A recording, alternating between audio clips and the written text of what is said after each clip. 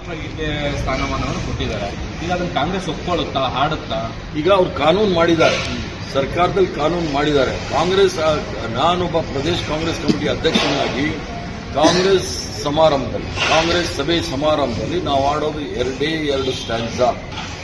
1896ನೇ ಇಸ್ವಿಯಿಂದ 2026 ಏನು ಆಡ್ಕೊಂಡು ಬಂದಿದ್ದೀವಿ ಅದನ್ನೇ ನಾವು ಆಡೋದು. ಪೂರ್ಣಗೀತೆ ನಾವು ಆಡೋದಿಲ್ಲ ಕಾಂಗ್ರೆಸ್ ಸಭೆ ಸಮಾರಂಭದಲ್ಲಿ.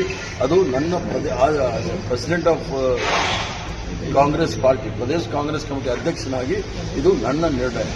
ಈಗ ಕಾಂಗ್ರೆಸ್ ಸರ್ಕಾರ ಕೂಡ ಇದೆ ಸರ್. ಈ ಸರ್ಕಾರದ ಕಾರ್ಯಕ್ರಮಗಳು ಬಂದಾಗ ಕಾನೂನನ್ನ ಪಾಲನೆ ಮಾಡಬೇಕಾಗುತ್ತೆ.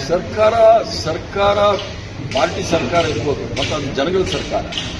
ಕಾನೂನು ಏನಿದೆ ಅದನ್ನು ಅವ್ರು ಸರ್ಕಾರದವರು ಪಾಲನೆ ಮಾಡ್ತಾರೆ. ಅದರಲ್ಲಿ ಏನು ತಪ್ಪು ಅಂತ ನಾನು ಅನಿಸೋದಿಲ್ಲ.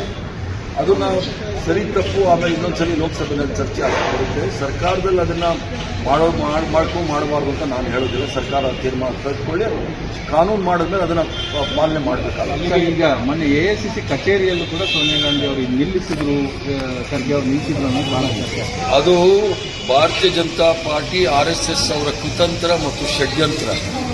ಸೋನಿಯಾ ಗಾಂಧಿ ಅವರು ಹೇಳಿದ್ದು ಅಲ್ಲಿ ಹಾಡು ಹೇಳೋ ಸಂದರ್ಭದಲ್ಲಿ ತಪ್ಪಾಗಿ ಹೇಳ್ತಾ ಇದ್ದಾರೆ, ಅದನ್ನ ಸರಿ ಮಾಡ್ಕೊಳ್ಳಿ ಅಂತ ಹೇಳಿದ್ರು. ಅದರ ಜೊತೆಗೆ ಖರ್ಗೆ ಸಾಹೇಬರಿಗೆ 84 ವಯಸ್ಸು, ಅವ್ರಿಗೆ ಜಾಸ್ತಿ ಹೊತ್ತು ನಿಲ್ಲಕ್ಕಾಗೋದಿಲ್ಲ. ಅವ್ರಿಗೆ ಕಾಲಲ್ಲಿ ಪ್ರಾಬ್ಲಮ್ ಇದೆ, ಸಮಸ್ಯೆ ಇದೆ.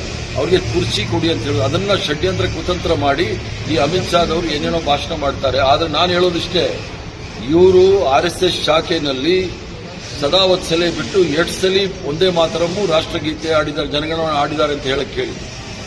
ಇವರು ರಾಷ್ಟ್ರ ವಿರೋಧಿ ಚಟುವಟಿಕೆಗಳಲ್ಲಿ ಇದ್ದವರು. ಇವರು ಸ್ವತಂತ್ರ ಹೋರಾಟದಲ್ಲಿ ಇವರಿಂದ ನಾವು ಕಲಿಬೇಕಾದಿಲ್ಲ, ಏನು ಆಡಬೇಕು ಏನು ಆಡಬಾರ್ದು.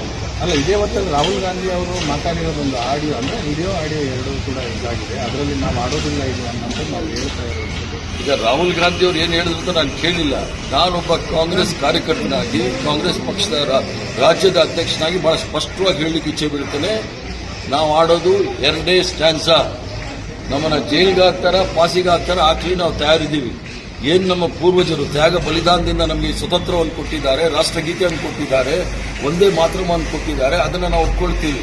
ಸ್ವತಂತ್ರ ಹೋರಾಟದ ಘೋಷಣೆಗಳೇನಿತ್ತು, ಸ್ವತಂತ್ರ ಹೋರಾಟದ ಘೋಷಣೆ ಏನಿತ್ತು ಅಂದ್ರೆ ಆಜಾದ್ ಹಿಂದ್ ಜಿಂದಾಬಾದ್, ಅಂದ್ರೆ ಸ್ವತಂತ್ರ ಭಾರತಕ್ಕೆ ಜಯವಾಗಲಿ, ಕೋಮು ನಾರ ಒಂದೇ ಮಾತರಂ ಅಂದ್ರೆ ಕೋಮು ಸೌಹಾರ್ದತೆ ಇದ್ರೆ ಒಂದೇ ಮಾತರಮ್ಮು, ಇನ್ಕಿಲಾಬ್ ಜಿಂದಾಬಾದ್, ಈ 3 ಘೋಷಣೆಗಳಿತ್ತು.